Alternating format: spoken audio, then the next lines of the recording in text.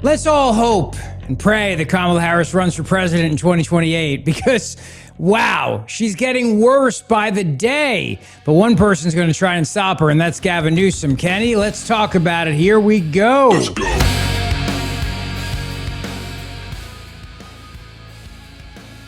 Abolish the Electoral College. That's all the rage now with Democrats again.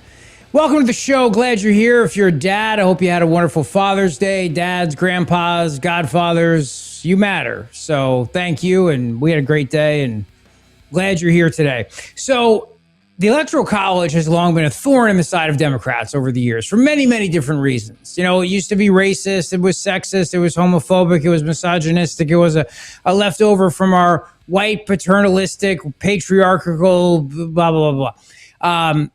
The problem is that in the 2024 election, the candidate who was running against Donald Trump by the name of Kamala Harris lost the Electoral College and lost the popular vote.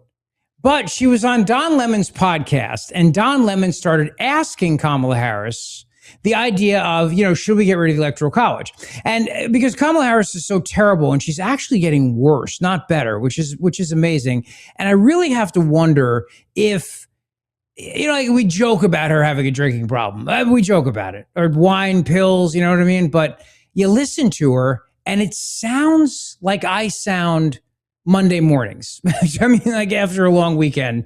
And it's, as you get older, it takes you longer to recover a little bit. And you know what I mean? And alcohol disrupts your sleep. And so, you know, Monday mornings might be a little rough. And that's what she sounds like every time she does an interview lately. Like a Monday morning person who was on a 3-day weekend bender at the shore and then just got no sleep Sunday whatsoever and then went on television. Kind of like me this morning on America's Newsroom. Shameless plug. But really, for running, I know, 8 seconds I made it, and then there we go.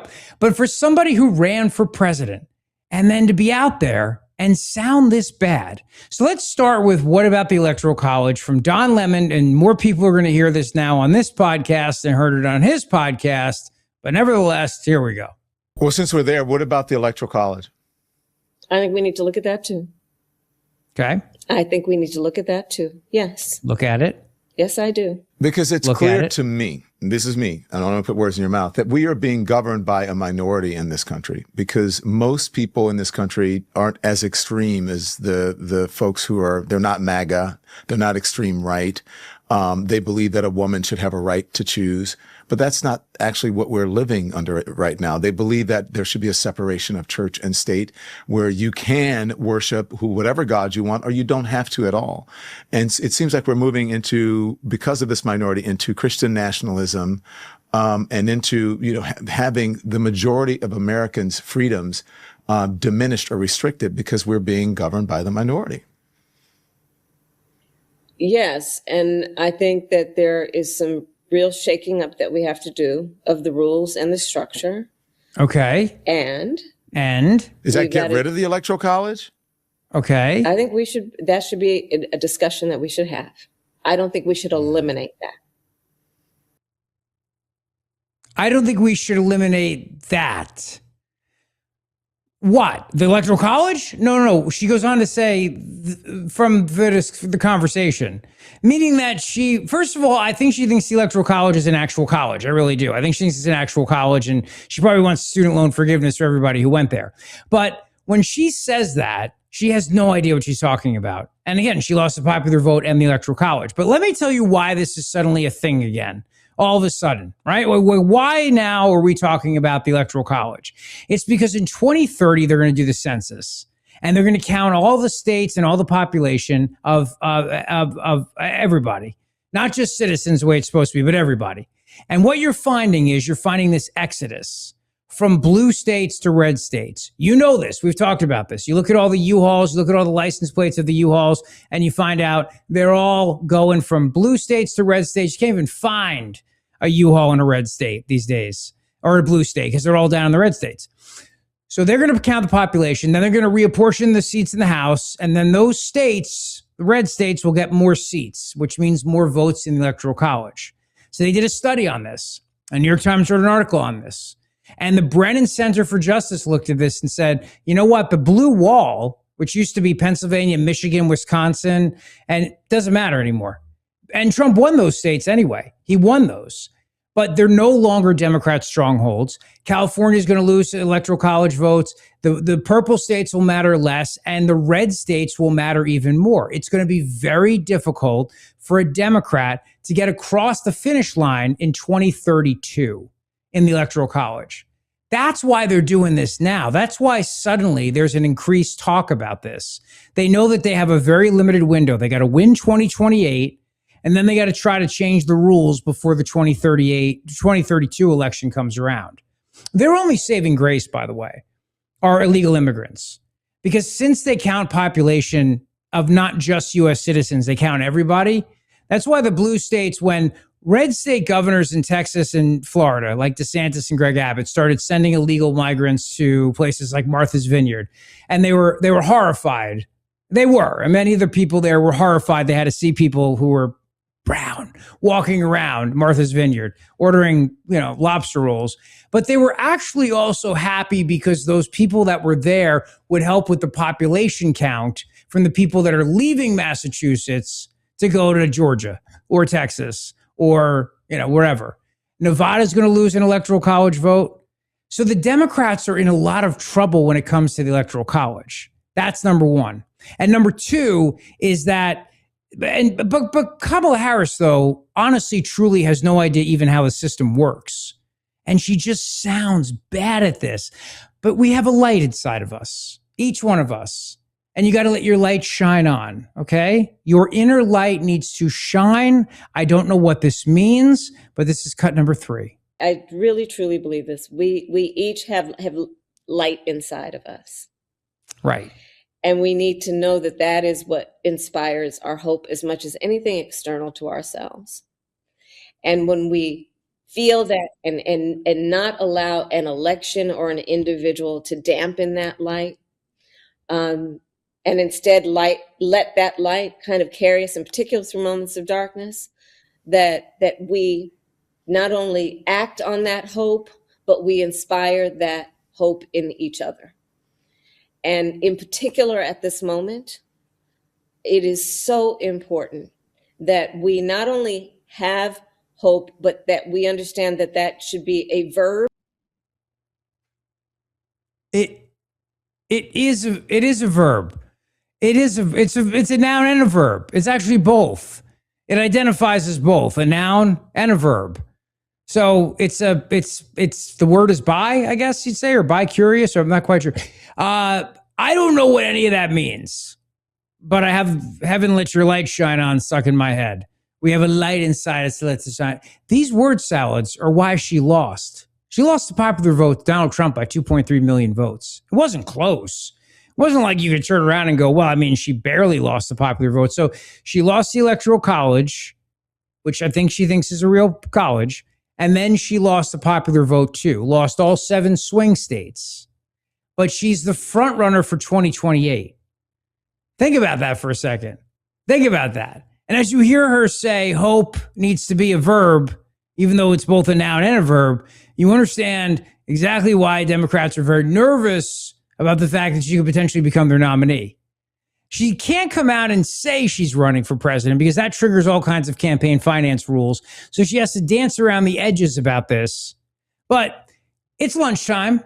You might be ready for some vegetables. I hope you brought your favorite dressing, whether it's Caesar, whether it's lime avocado, because you're going to need it for this word salad. Let's toss away. You've talked about that you're thinking about running for president, right? How is that thought process going? What's the process in that? And I know you're on a listening tour, and I'm curious what you're hearing from people as you've gone around the country, what people are telling you that maybe you've learned that you didn't know before the process. A listening tour. So. What people are telling me includes that they want to believe in systems. And they've lost trust in those systems. Okay. What I hear a lot is that people know that at the end of this administration, there will be a lot of debris. I tell them often, I can't guarantee that it won't get worse before it gets better. But the one thing I do know is at the end of it, there will be a lot of debris. And it would be irresponsible to then address that in a way that we only talk about what should we do, what do we need to do to rebuild.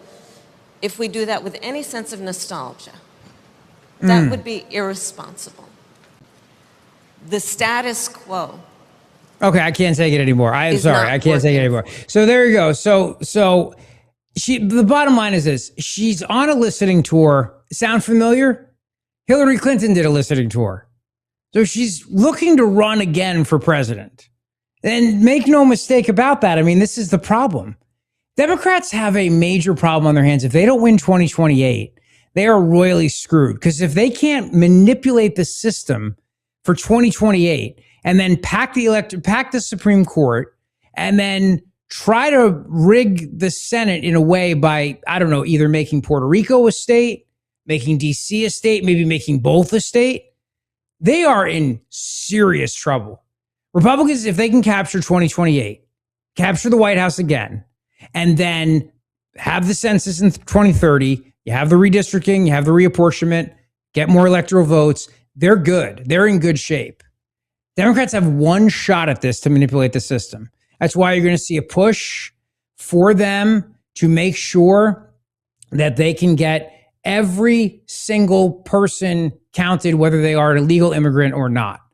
And you won't see the SAVE Act go anywhere, and all of these things are going to happen. And you remember, I've told you before, and I'll tell you again, you know, the reality is that the other guy who's running for president is Gavin Newsom. And he's just as bad as Kamala Harris is as a candidate because he's got a record. And it's a terrible record. You know, you want to talk about Marco Rubio and JD Vance and all these guys, they'll be judged on how well they perform in this administration. And guys like Gavin Newsom, he's going to be judged on his record as governor. So I watched, and I never do, but I saw this clip. Somebody sent it to me. Fareed Zakaria GPS on CNN. Okay. And he's got his whole show and he just tears into California. Tears into it. But one part about it struck me a lot. He talks about the spending, how it's gone up in the last several years, the homeless problem that's happened, the mass exodus out of California with all of these millions of people leaving. But then he gets into the jobs. So you think about California, you think about Silicon Valley, you think about all the tech companies, you think about Hollywood, you think about the movie capital of America. And then you find out how much of that industry has been decimated under Gavin Newsom. Take a listen to this. California's headline prosperity, generated in good part by a few industries like high tech, masks weaknesses underneath. Job creation has been sluggish. In 2025, California essentially failed to add any new jobs on net. Private industries outside government and government-supported healthcare actually shed jobs, according to the Center for Jobs and the Economy. The state is using public spending to paper over private sector stagnation. Nowhere is this more vivid than Los Angeles, where Hollywood, the city's defining industry, is in slow motion collapse. The effects are being felt not by celebrity actors and influencers, but the carpenters, costumers, sound engineers, camera operators, blue-collar editors, guys, drivers, caterers, dry cleaners, prop houses, and small businesses that once formed one of the world's great industrial clusters. Yeah, they were the people, and they're the ones who are hurting now because they don't make movies in California anymore. They make them in Georgia and New Jersey and the UK, and they make them in Canada, and but not in California. That's the point. And you know why? Because of taxes. And they're actually debating right now a billionaire tax. And I've told you, and this is the big story of the hour brought to you by Dr. Mike Veneria, Veneria Dental. Go see him today for your perfect smile. 2 locations for you, Cinnaminson and Woodbury. I've told you before that they're going to try to make Elon Musk the boogeyman, and they will, because they need a boogeyman in every election. They need a villain. They need a bad guy. But there was this thing about California and reading about it, and they said Hollywood now, it's like a virtual ghost town. Yeah, you have the big studios, they're headquartered there, and they have these lots. but it's empty and it's like tumbleweed. And it feels very much like, the quote was, it feels very much like Detroit, the way Detroit used to be. Like at one point it was the automobile capital of America, and then it became a ghost town, and then crime ridden and everything else. And that's the way LA's become under Gavin Newsom. So that record's going to be put to the test. But you can't win an election unless you can make somebody the bad guy. So Elon is the perfect villain, right? I mean, he's a trillionaire. We've been railing against the oligarchy, railing against these billionaires, railing against these trillionaires. We haven't had a trillionaire, but now we do. Now we actually have a trillionaire we can rail against.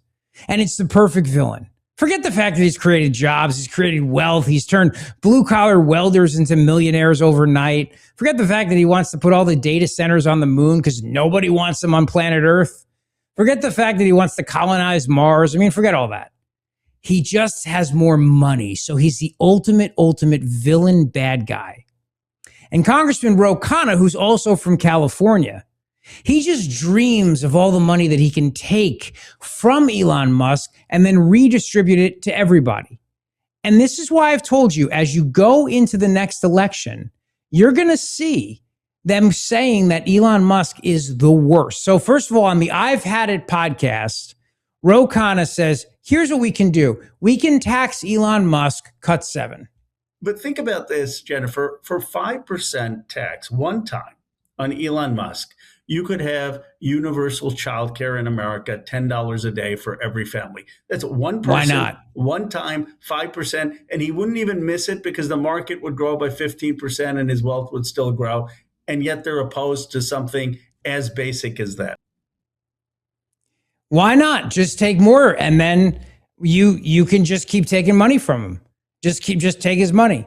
Now, he doesn't have to be here. I mean, he could leave the United States of America and he could be headquartered someplace else, but they never think about that. It's not really even about so much taxing him as it is about making him the villain, the reason why you're struggling and everybody around you is struggling. In fact, it's not just that Elon Musk is rich. Elon Musk has also killed people. Yes, he's killed people. On the I've Had It podcast with Jennifer Welch, Elon Musk is killed. Absolutely. And the first time I heard the too big to rig was on your show. I don't know if you coined that phrase or others did, but you're absolutely right. And we have the opportunity to do it because people are really upset at the war. They're upset at Epstein. They're upset at food prices, at gas prices. They want to vote them out, but we need to come out in huge numbers. And I do believe that once we take power, there has to be accountability. There needs to be accountability for Elon Musk. You know, they're celebrating that he created 4,400 millionaires, but they don't talk about the 4.5 million children around the world who he possibly sentenced to death by dismantling U.S. aid. He needs to answer for that. He needs to be subpoenaed. He needs to face investigation. He needs to answer for what he did with Doge. That it's not just let's move on. And we will use the Oversight Committee and the Judiciary Committee to hold people accountable who violated the law on ICE. All right, that's enough of him. Thank you, Jared. Yeah, so he's a mass murderer too. You see what I mean? He's a mass murderer. Elon has killed. There's blood on his hands from the children of the world because of cuts, foreign aid cuts. Think about that. It makes no sense, but it doesn't have to make sense. You know, you're trying to create a villain in people's minds and give them someone to be angry at. He's the perfect foil for them because he's rich and now he's a murderer, a mass murderer of children. Yes, and he eats them too. He doesn't just kill them. He then fries them up and eats them. He's a cannibal. Cannibal Elon. It's like Hannibal Lecter, but better, richer than and better looking or something, and South African too. Let me tell you about the Grand Hotel of Cape May, New Jersey, because it is a beautiful, beautiful place, my happy place, and your chance to get away July. To book your midweek July stays right now, and the longer you stay, the more money you're going to get back in your pocket in the form of resort credits. That's right. What are resort credits? They give you money to spend on property at the Grand Hotel of Cape May. So you get to use them at Hemingway's restaurant. Great food, great drinks, the outdoor pool bar, beach concession stand, you name it, you get to enjoy it. And you can take the family on a whale watching boat cruise. And the family will love Cape May. It is a beautiful, beautiful beach town with so much to do. But if the weather's bad, in addition to having a gigantic outdoor pool, it's got a beautiful heated indoor pool too. Can't get that at a shore house. And you don't have to worry about doing the sheets and the towels. They take care of that for you. Plus, many of the rooms have kitchenettes and refrigerators, so you can bring your food in and save a little money that way. It's just a wonderful place. And what I love too is that with the kids, Wildwood's very, very close, but you get the piece of this old Victorian whaling village with great restaurants and great shops and dining. It's also a perfect place to have a wedding, baby shower, bridal shower, family reunion, and so much more. Just book direct with them for the best rates and to get those resort credits by going to grandhotelcapemay.com, grandhotelcapemay.com. So Jared, now that we know that Elon Musk is a mass murderer, do you think that they will invoke like Nuremberg trials for him? Because that's what Fareed O'Connor was talking about. I think we could do a Nuremberg. The movie just came out. Yeah, I mean, the movie wasn't that good, so maybe they could use a different. So you're right that they need a boogeyman. Can I ask you a question as you were going through your Kamala thing? Yeah. About candidates and teaching candidates. I always thought her word salads came from on the campaign. Hey, don't sit this way. Make sure you're always extending open body language, but never say this. Don't talk about your childhood. Like there's 50 people. They're all telling you different conflicting things, right? There's just tons of people on a campaign in your ear. You talk too much about this. Don't talk about that. Make sure you say this. Make sure you don't say that. I used to think her word salads were all those voices of people, and you don't know how to just go forward, right? Like people get like crippled. Nobody works for her now. That can't be the excuse now. It's just her out there on a listening tour. How is she still puking hearing out voices? Yes. Well, yes. I mean, legitimately, I feel bad because I think that this happened to Sarah Palin. I think you're a person who knows what you do and you know what you're good at. And then there's all these people around you trying to manage you and you don't know them. And I was certain that Kamala was in the same spot. I watch these clips. I'm like, is that just her? She get to be California's attorney general talking like that exponentially? Yeah. Yeah, she did. And I mean, I'm certainly not going to make any allegations of how she got there, but there are stories. There are voices in her head. No doubt about that. No question about it. There are voices in her head.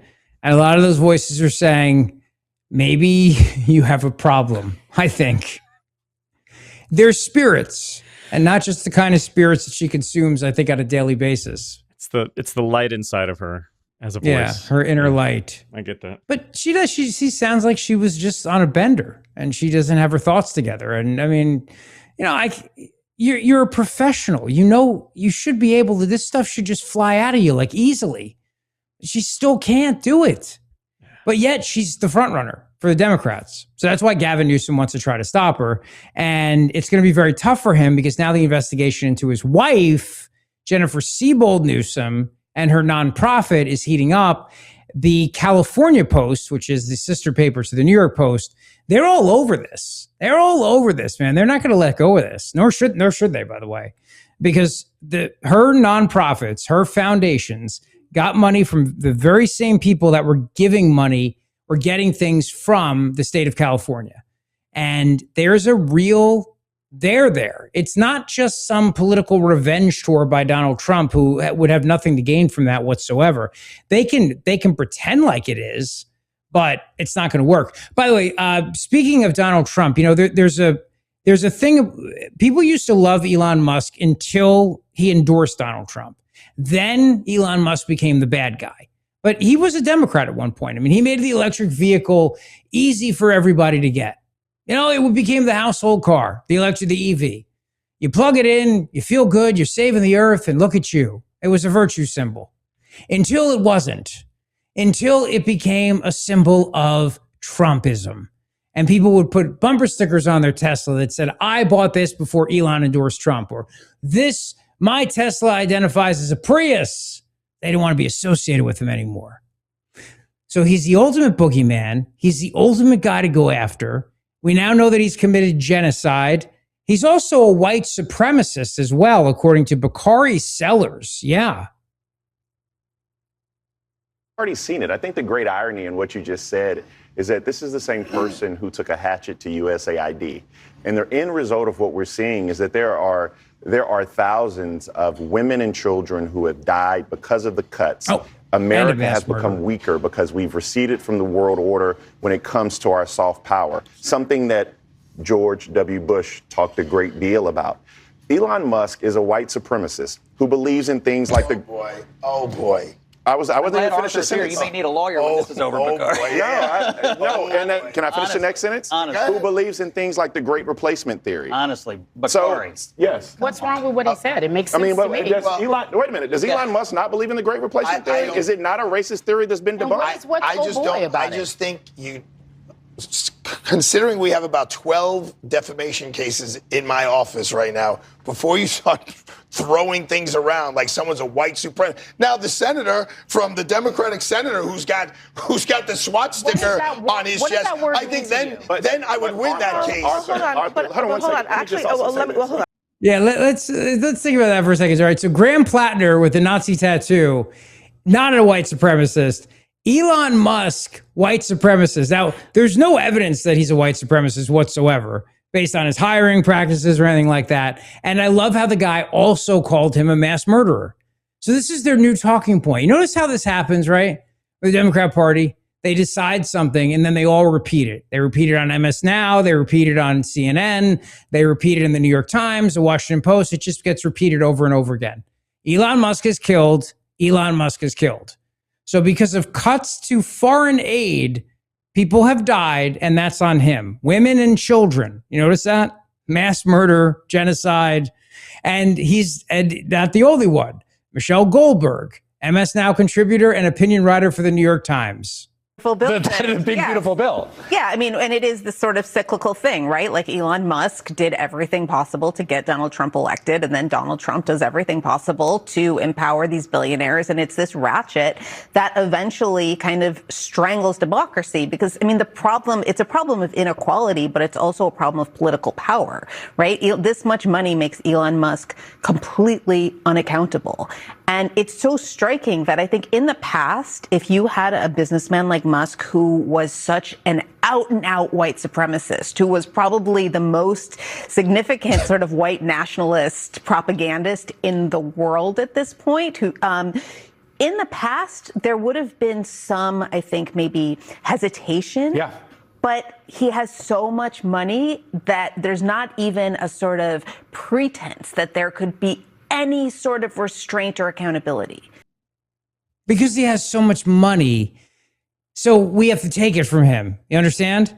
So you blame him for your problems if you're struggling with affordability. You also call him a murderer, mass murderer, call him a white supremacist, all the things. He was none of those things when people were buying his Tesla years ago. He was the guy saving planet Earth. Literally. I mean, you know, when your friends first started buying Teslas, maybe some of them bought them because they thought they were cool with the self-driving feature. But for the most part, people were buying them for the environment. Like, it's an electric vehicle and it's affordable. And I want to do my part for planet Earth. Then he was a savior to mankind. Now he's worse than Hitler. Worse than Hitler. I mean, that's what they're saying without saying it. You know, they're not using the H word, but the implication's there, right? White supremacist. And he has all this money and he can't be stopped because what else are Democrats going to do to try to motivate people to get out and vote this November? What is it? You know, if the Iran conflict can stay ended, and I know that every 5 minutes it seems like it's either back on or back off, it's going to be like dating for a while. You know, like it was a bad break. It's a bad breakup. You're trying to get back together. It's going to be some bumps in the road. It's, you know, and it may not work out in the end. It may not. But it's kind of on and off again romance at the moment. But let's assume that the economy is good. Like, let's assume gas prices are down and everybody's making money and food prices are down or anything like that. How are you going to motivate people to get out and vote? What are you going to do? You use the evil, genocidal, trillionaire racist, white supremacist guy, even though the guy made electric vehicles, like even though the guy made EVs. That's what you do. And it's the oldest trick in politics. You know, there always has to be us versus them. Us versus, so, you know, Trump's not on the ballot, but we'll make it about Elon. And then we'll have Bernie Sanders go out there and scream about it. We'll have everybody go out there and scream about how much money he makes. And then we'll say that it's because of him that you are struggling. You know what I find fascinating, though? Like, in all this talk about what President Trump is trying to do with Iran, and you have not heard anyone in the media come to his side and say that this regime in Iran is brutal and that they are, for example, some of the worst human rights abuses on planet Earth. Like, they'll make up this crap about Elon Musk is just completely not true. But there's a story about Iranian women who are defying the regime's law, which requires them to go out in public wearing a hijab, however you say it. It's the, you know, the head covering thing. And sometimes they have to wear a full body covering. And more of them now are defying that, risking brutal wrath of the morality police. Some of these Iranian women, if you're not watching on YouTube, by the way, youtube.com/@RichZeoli show. Thank you. Please hit the subscribe button. Some of them are not bad looking. I'm just saying, you know, guys, if you're looking for a woman, you know, Trump liberates the country, you might, you know, you might be having your own little love story. It might be on again, off again. I don't know how that works, really, you know, meeting Iranian women, because I'm a married man. But I would imagine that if the regime were to fall and it would open up economically, the whole new marketplace, guys. So these women are now openly defying. I'm trying to help, Jared. That's, man, I got to tell you, if you're not doing well in the American marketplace, the Iranian marketplace isn't going to treat you any better. Yeah, you don't think? No, I think that there's a speed bump in the path that's not exactly the I love New York Iranian girl in this photo is unavailable. Is not your. I don't think that's probably what your score has been so low. The dating. That I love New York girl with the jeans in the picture. She's not calling you back. And the girl next to her too. That's the two that the guys are like, yeah, I'm gonna try. What is it? You know, iranharmony.com or whatever it is. It's only Iranians or meat only. I think something like that. Got to be one of them. Swipe left, swipe right. Yeah, get beheaded if you swipe the wrong direction, kind of a thing like that situation. I mean, some of these women, and I love New York T-shirt. Also, Rich, can we get in trouble for looking at this in Iran? Like, you probably have to show up and they'd be like, who are you here for? And you'd be like, I don't know what she looks like. I can't tell you that I've actually seen my wife. Like, that's got to be its own sin. Yeah, that's a good point. This one woman told NBC News she was out without any headscarves at Tehran's Grand Bazaar, and she thought she was going to live the final seconds of her life. She might as well do it without the headscarf. Because anyone over the age of 12 must cover their hair with hijabs and wear traditional clothing following the 1979 revolution. Like, why don't you hear more about that from the left, screaming about the awful Iranians and how they treat people, women and gays, and, you know, nothing, not a word about it. Like, there's no conversation about that whatsoever. You have not heard anyone come to the defense. I'm not saying that, like, this is a reason to go to war. I just find it that the left always finds victim groups to identify with and then go out and say we have to save them. And then if they can't find a victim group, they'll just make it up. Like, there's no proof that Elon Musk is responsible for anyone dying. There's no proof that USAID cuts have led to people's death. They can't even quantify that or qualify that. They can't point to something and say definitively that is because of Doge. But it doesn't matter. You just have to go on television and say it. But there are legitimate cases of women who will be stoned to death if they are not dressed properly in Iran. They don't talk about that. And they don't say, like, well, hey, why not give President Trump credit for trying to liberate these oppressed people of Iran? What they will do, though, is if the deal goes forward and there's no regime change, then you'll hear about it. Like, then you'll hear about how Trump is so mean and Trump abandoned the Iranian people to be slaughtered by the regime. But if the war goes back on, It's not like the ladies on The View are going to be cheering it on to be like, yeah, free the oppressed Iranian women, free the oppressed Iranian people. No, it'll only be a situation if it ends and it doesn't end in the way that they want it to, that they'll be able to turn around and criticize Donald Trump, the poor oppressed people. That's how they work. Because again, they always have to have a situation where somebody is the villain. But if the person actually has a Nazi cross, like to the point that was made by, I think it was Scott Jennings in that CNN clip, like Graham Plattner actually is a guy with a Nazi cross, a Nazi tattoo, I should say, and multiple allegations of misogyny, harassing women, cheating with women, possibly more to come. I mean, the guys who vetted him have no idea, so maybe more is to come out. So you would think some Democrats would abandon this guy. Nope. Sticking by him, including Senator Cory Booker of New Jersey, Count Grandstangela, Spartacus Booker, and the Tears of Rage band, standing by his man, even with the Nazi tattoo. Those opportunities to elect a new leader is in Maine. We have a competitive contest. Democrats just nominated Graham Plattner, despite past offensive comments about a tattoo associated, or past offensive comments. He's got this tattoo that's associated with the Nazi symbol. He also said he didn't understand its meaning. He's covered it up. And he's also faced allegations from former girlfriends of abusive behavior, which he denies. Do you think Graham Plattner has the character to serve in the United States Senate? Well, this is what campaigns are for. He certainly has a lot of issues and a lot of questions to answer and address. And I think the people of Maine are going to give a lot of examination to this going through in this election.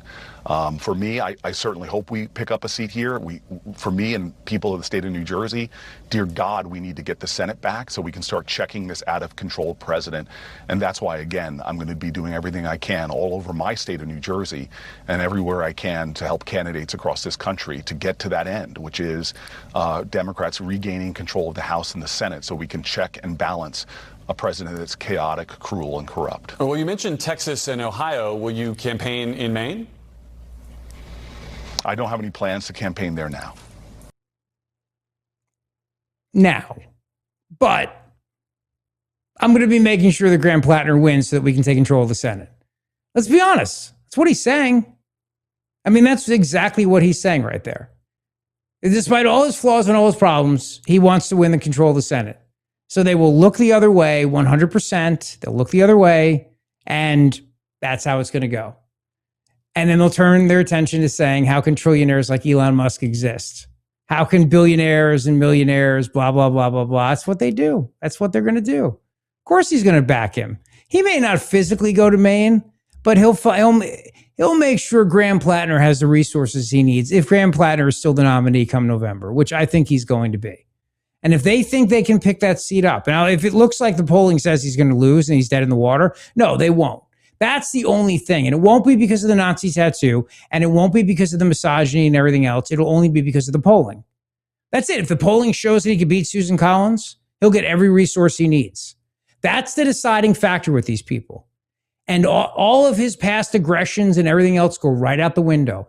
Or if they think they can get the majority without him and they don't need him, they'll just double down someplace else and say, we'll put him out to pasture. We don't need him. We'll divert our resources because it's going to be too close.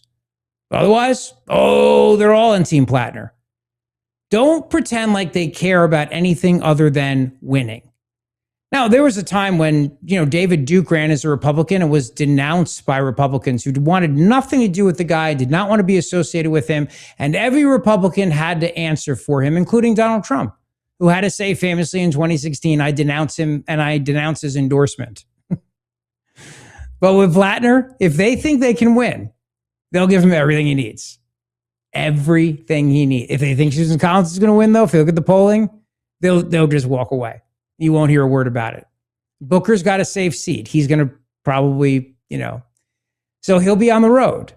And it'll just come down to whether or not he thinks it's worth his time, because ultimately he wants to run for president too. All right, Emmons Roofing and Siding, my great friends over there. I've used them in 2 different homes. Unlike Bernie, I don't own 2 different homes at the same time, but I've had 2 different homes.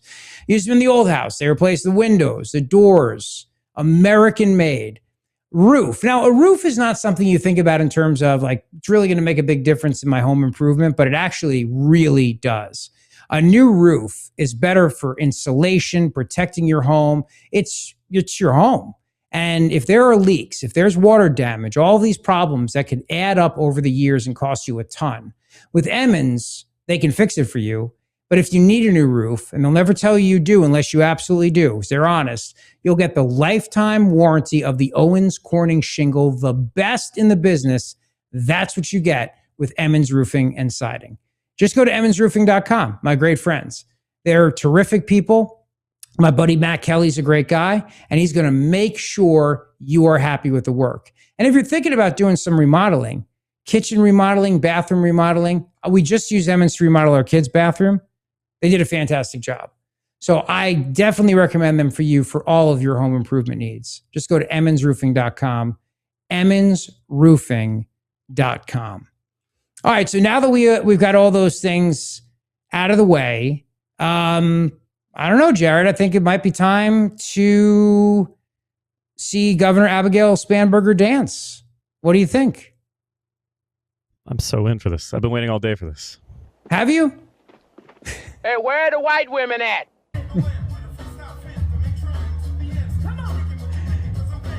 All right, so this is a Juneteenth celebration.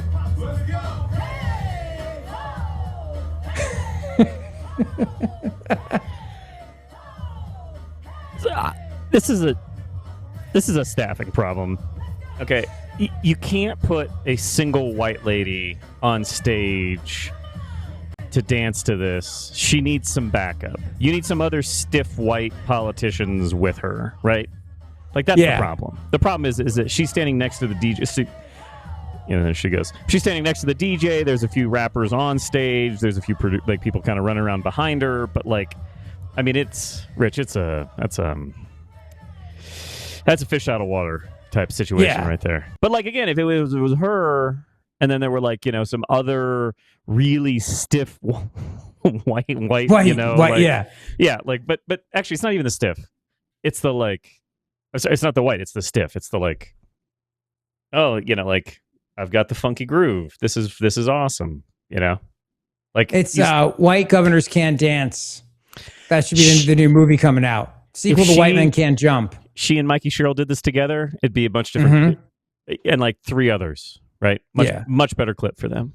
So the staff should have been you can't send her out on stage as the only crazy white single female to be out there. That's my dancing. Take. Yeah, I agree with you. I think it's a great take. It's a staffing problem. You need other awkward white people to be up on stage who can't dance and rap.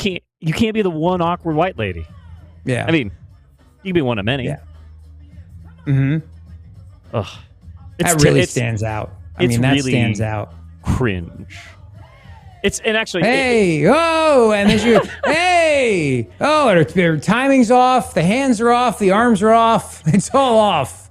It's also that it's Juneteenth. It's not it's not a concert, right? She's not at a throwback. They have a lot of these right now that have a lot of 90s artists on them. Yeah, it's not that. You're at a Juneteenth thing. Right, this is not necessarily your holiday, Governor Spanberger. So, don't unless there's going to be a delegation. I don't think it's good. I don't think it's good. I don't think she can win. I don't think any stiff unless you can DJ. I don't think any white politician could have handled that situation. Right? It just looks like a drunk sorority girl getting up on stage in the middle of a concert and singing or something. That's exactly what it looked like. And you're take your drunk sister off a stage, man. That's absolutely. She's making a fool of herself up there. Yep, it is not. An ass out of herself. She looks like she's one step away from pulling a Coyote Ugly bar dance. It's not great. Speaking of which, by the way, one thing is that as a Democrat governor of Virginia, she could celebrate how the loss of the Democrats in places like Virginia, because they were, the party of slavery. The Republican Party founded in 1856 on the abolition of slavery. Somehow the Democrat Party has not been canceled since then. I don't know why, but just remarkable, really. They've survived that little mishap. And Jim Crow and, the KKK and all that, too. I mean, at some point, you'd think a brand would catch up to you and be maybe you got to rename this thing. Nope, somehow they managed. all these years later. Whoopsie. Oops. But yeah, the Republican convention in 1856 in Philadelphia wrapped up like last week or something, the very first one. But Joy Reid claims that nobody that she knows who's black is looking forward to the 4th of July. Nobody. This is and her phrasing here of what the holiday means shows you we have done a very, very bad job of educating our children in school. Because in many ways, and with apologies to my dear spicy white friends, because I know that my white brothers and sisters do love a 4th of July. It is Independence Day. Everybody's barbecuing. It's a thing. I can promise you, black folks, we will take that day off. We will barbecue because we off. But black people that nobody black I know is really excited about the 4th of July because it is what Frederick Douglass said it is. It is the celebration of slaveholders who freed themselves from having to pay taxes to the crown for their slave empire. And that is what it is. My God. The hatred of this country. You know, you've noticed that there are all these people coming to America right now for the World Cup from all these other countries around the world. All these viral videos they're making on TikTok and other sites, trying the food, loving it, loving how nice the American people are. They're like, oh my God, this place is amazing. This place is great. Then you look at the Democrat Party and you find out that 2/3 of them just literally hate this country. They really do. They hate America. It's also a gross misrepresentation because considering the fact that the northern states did not have slaves, the southern states did. It was not a slave empire. July 4th was not about becoming a tax-free slave empire. That is not at all what independence was about. Not at all. And there were a lot of people that were battling to end slavery. It was a big part of the early debates of the American, the Continental Congress, and then ultimately the first Congress. But that's the lie that we started as a slave empire. And I've told you this for years. If you can convince people that that's how America was founded, then all the founding documents that America was founded with have to be destroyed. Because how can you go out there with a Constitution and a Declaration of Independence that was about creating a tax-free slave empire? You can't. So you got to cancel those things too. You got to topple the founders. You got to rip up the Constitution. You got to rip up the Declaration of Independence. You got to rip those things up because it's about a tax-free slave empire and there's nothing else about it. And then you can form your new country.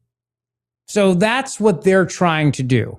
And if you don't believe me, look at the polling. Harry Enton from CNN goes through this, the stunning rise of socialism in the Democrat Party. The ultimate goal of today's Democrat Party is to get rid of the Constitution, because that's the guardrails that restrains them. Get rid of the Electoral College, then make it a pure democracy, majority wins. And they want to make sure that, people who are here in the country illegally become citizens and then all vote for them. And they want to find every way they can to remake this country. They hate it. And that's why you're seeing more and more of them turning towards socialism and voting for socialist candidates like Mamdani, Bernie Sanders, AOC, Graham Plattner, despite the Nazi tattoo, despite the misogyny, despite all those things. It's that reason. It's because the philosophy resonates with them to such a staggering degree that even Harry Enton is shocked by it. When we talk about democratic socialists, how are they viewed inside the Democratic Party? Yeah, you mentioned New York, you mentioned Vermont. Obviously, there's the D.C. mayor. We've seen it in Pennsylvania as well. The Democratic socialists seem to be doing considerably better than they used to be, and they have the chance to knock off, in fact, Democratic incumbents in Congress. And part of the reason for that, why we're seeing these Democratic socialists having such good chances or outright winning nominations, is take a look here. Net favorability among Dems. Democratic Socialists of America, look at that. A plus 17-point net favorability rating among Democrats. That is actually better. That is better than how congressional Democrats are viewed by Democrats at just plus 4 points. So no wonder that Democratic Socialists have such a good chance, because simply put, they are a better brand at this point than Democrats in Congress. Among Democrats, it's interesting to see who they like more. All right, and you've used this number before. I always find this fascinating. When you compare socialism to capitalism, how are they doing right now? Yeah, how are they doing right now among Democrats? You see this Democratic Socialists of America more positive than congressional Democrats. And I'll tell you, take a look at the trend line, the favorable rating among Democrats on socialism and Look at this. In 2010, they were about equal. 50% had a favorable view of socialism. 51% said the same about capitalism. But capitalism has absolutely fallen through the floor. Look at this. It's now just 42% of Democrats who have a favorable view of capitalism. Socialism, on the other hand, up like a rocket. Look at this. 2 in 3 Democrats have a favorable view of socialism. So socialism is on the rise among Democrats. Capitalism is on the decline among Democrats. And again, this is part of the longer-term trend in which we are seeing Democratic socialists doing considerably better among Democrats electing a mayor right here in New York City, for example. And about to elect a mayor in D.C. as well. And 2 in New Jersey, going to the United States House of Representatives. So I keep telling you that Democrat Socialists of America are on the march. And what do they all preach? They preach that America is this awful, terrible, racist, sexist, misogynistic, homophobic place, except for the guy up in Maine, who's one of theirs, and that everybody should be able to come here to this awful hellhole. Everyone on earth who wants to come to this awful hellhole should be allowed to come here with no questions asked and then be allowed to stay, and it doesn't matter because it's such a terrible place. They should all have to join in our pain.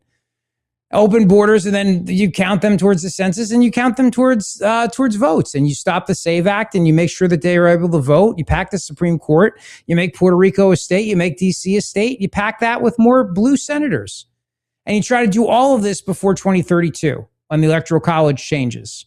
You try to make it all happen, and you preach in schools, and you indoctrinate kids that socialism is a good thing. It's just never been tried right, you know.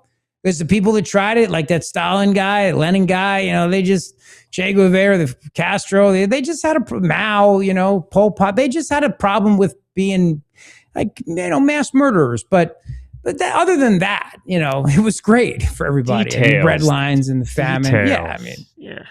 Right. Like, I mean, let he who has not committed genocide of his own people cast the first stone. Am I right? So you're going to want a system of government where they don't also murder their people? Picky. Right. Picky.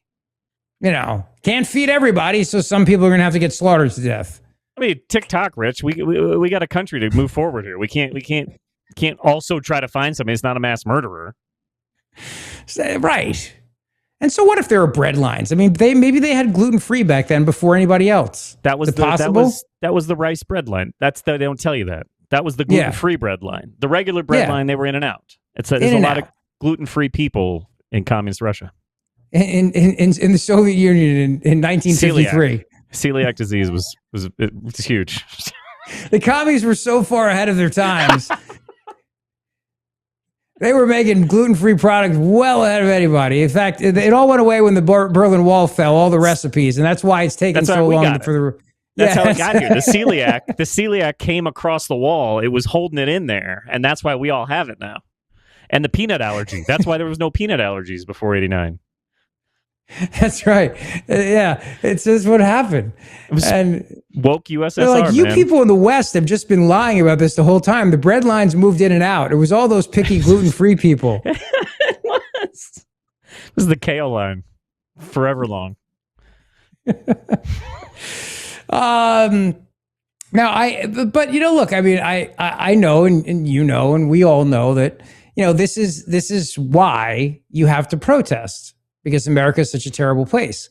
And the latest now is you have to save the algae. So I thought that I would live to see everything. I don't know if this is real. But then again, I think it's real only because there's people out there that have nothing better to do with their time, and they have to find a cause. And if the cause is saving the algae at the bottom of the reflecting pool on the National Mall, well, then so be it. You know what I mean? Like, everything else has been protested already. You guy wakes up in the morning. It's like, imagine you're trying to do a new business and you're coming up with a new idea and like, it's been done. Okay. Trying to come up with a new book idea. It's like, it's been done. All right. Same thing with the protesters. They get up in the morning. They're like, I want to protest this. That's been done before. What has not been done? Well, nobody, and I mean nobody anywhere, has come out on the side of the algae and said, save the algae. Well, now we have that. So we'll start with cut 6, the pro-algae protest that took place in Washington, D.C., cheering for algae growth because why not?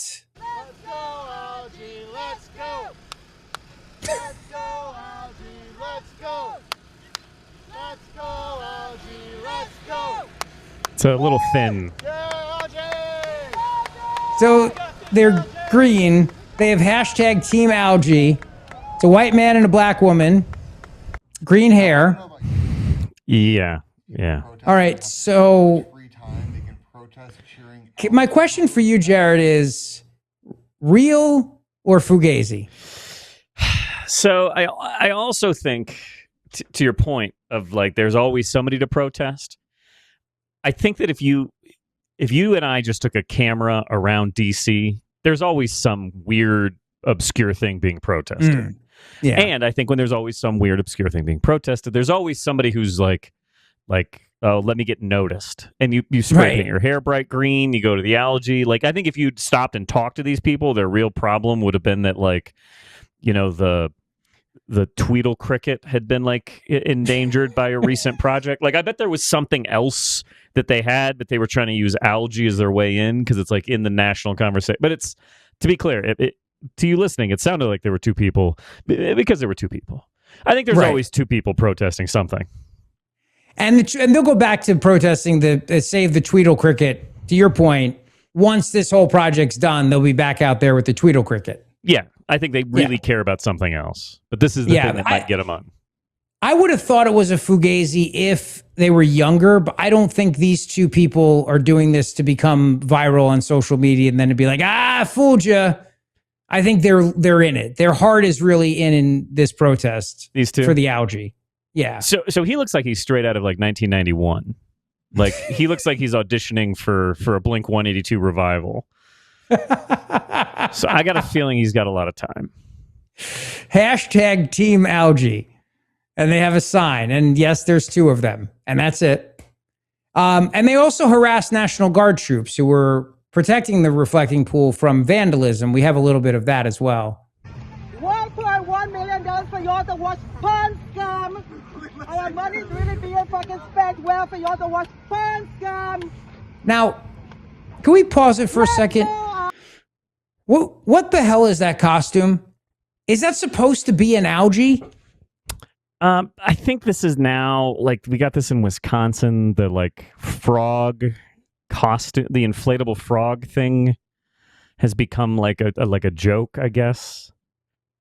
Do you know what I'm talking about? That's a frog? I think it's a pink frog. It's pink with black spots. It looks like a cow. You're saying it's a frog, so and you're saying it's a mock of MAGA, like the Pepe frog from years ago. It was a Pepe frog, and then let me back up. You can kind of see this, like, ooh, and holding up a Team Algae sign, and then screaming about people who are cleaning up the algae from the reflecting pool in the National Mall. Team Algae sign with a bandana that says Antifa on it, and something is written on the front of. Again, here's the thing. I don't think we can spend too much time on it, Rich. I don't know that. I think we've now thought more about the costume than the person that made the costume, right? I think you're fair enough. Why is it pink? And they're like, I guess we need to. We didn't even think of that. That was the one they had at the store. So you're right. You're right. We the two of us have put more thought into this than they ever have and ever will. So there you go. All right. It's ridiculous. It's ridiculous. They're yelling at some National Guard troops, or just like standing there, just like, leave me alone, lady. Yeah, I don't have time for this. Like, I really like. It's hot out. I'm in my National Guard uniform. Like, I didn't sign up to get harassed by somebody in an inflatable pink frog costume defending algae. You know what I mean? Like, this is not why I decided to serve my country and wear the uniform. I'd send me to Iraq. I'd rather be in Iraq right now than deal with this. Please. Yeah, these guys are going to go back and beg, be like, if there are boots on the ground in Iran, can I please go because it's better than being at the reflecting pool and being harassed by the inflatable pink frog lady? General Thompson, remember when I said I didn't want to go to Alaska? I was lying. I wanted to send me to Anchorage tomorrow. I am more than happy to take that assignment. I thought DC was going to be delightful. My fault. When I said I didn't want to go fight the mullahs, okay, the algae people, way worse, okay? Way worse. There's no way we're coming up with a memorandum of understanding with the algae people. You can't reason with these people, okay? Bottom line. All right, that's the show. Thank you for watching. Thank you for listening. Please hit the subscribe and the like button and come back tomorrow for more. Just to let you know, the negotiations are ongoing with Iran in the Strait of Hormuz. Trump is telling them that if they do anything to close it, he's going to bomb the S out of them. So kind of the same thing, but the talks are underway and we shall see what this week brings us on that. That's if we're all here and the algae people have not won. Have a great rest of your day today and thank you for watching.